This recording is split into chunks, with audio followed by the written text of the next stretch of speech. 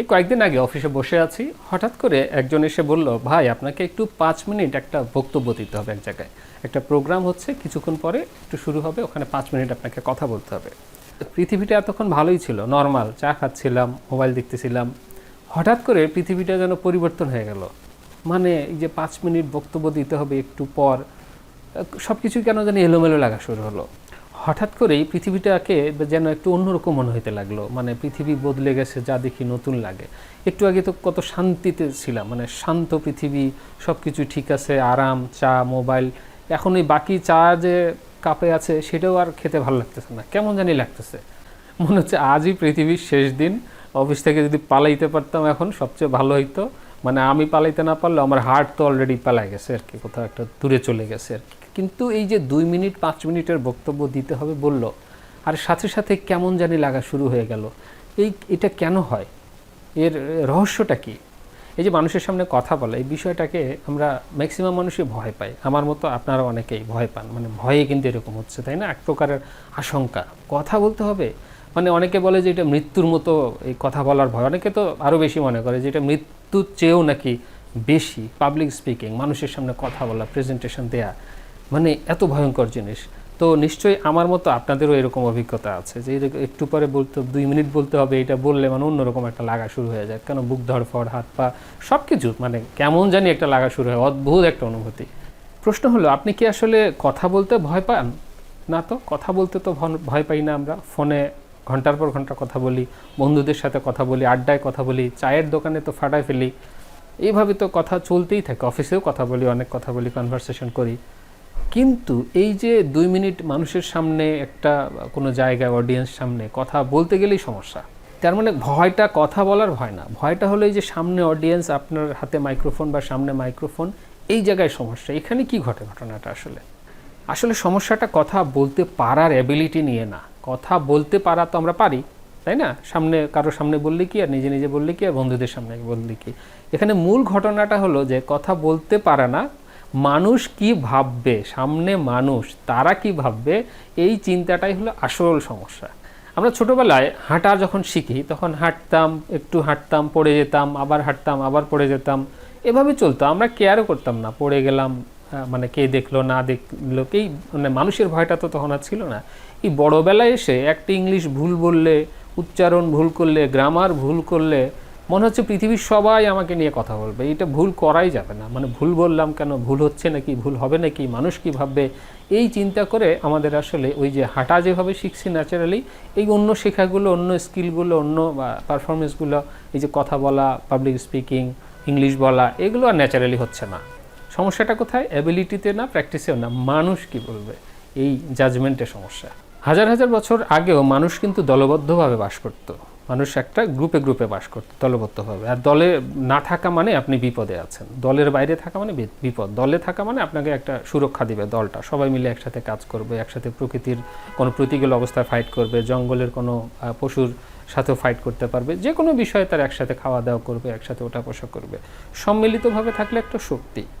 আমাদের এই প্রবণতাটা সবসময় রয়ে গেছে। আমরা দলবদ্ধ হওয়ার বাইরে, দলের বাইরে যাওয়ার একটা বিপদের আশঙ্কা করি সব সময়। কারণ আমি যদি ভুল বলি, আমার দল মানে আমার অন্যান্য সাথী সঙ্গীরা কী ভাববে, তখন কি আমি বিপদে পড়ে যাব? তো দল আমাকে অ্যাকসেপ্ট করবে, তো দল আমাকে সাথে রাখবে, তো দল আমাকে ভালো বলবে, তো দল আমাকে মানে ওদের মতো করে ভাববে, তো নাকি দল আবার আমি দল ছাড়া হয়ে যাব, দল ছুট হয়ে যাব আর কি।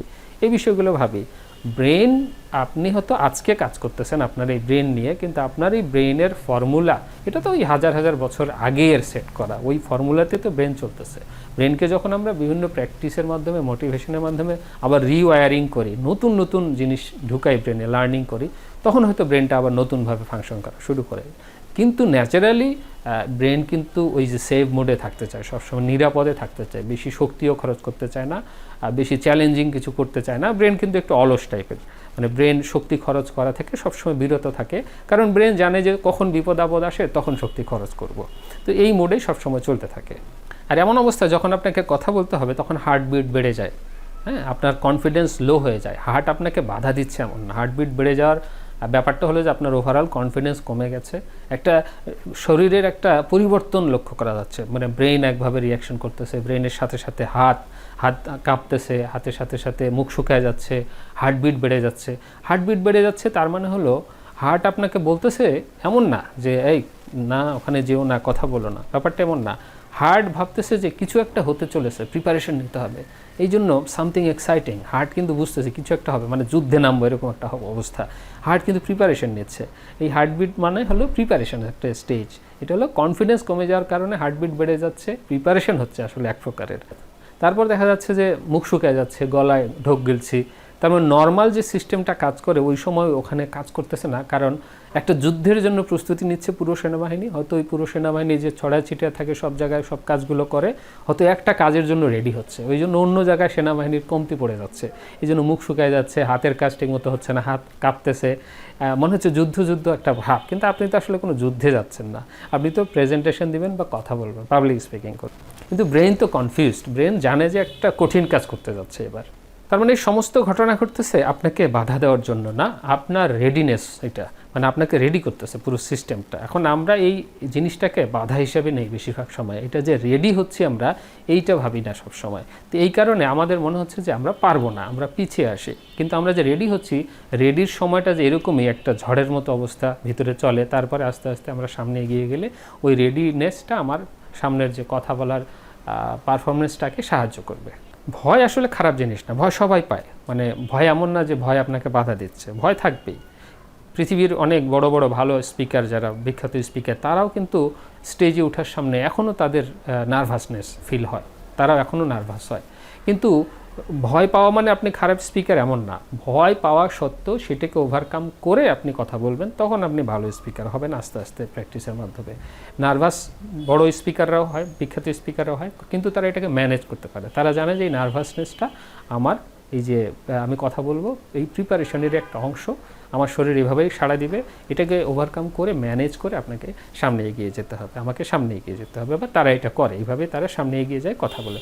ভয় তাদেরও লাগে, নার্ভাস তারাও হয়, ভয় থাকবে, নার্ভাসনেস থাকবে, তারপর আমাকে কথা বলতে হবে ওই ভয়টা ওভারকাম করে। তাহলে আমরা মানুষের সামনে কথা বলতে আস্তে আস্তে স্বাচ্ছন্দ্য বোধ করবো।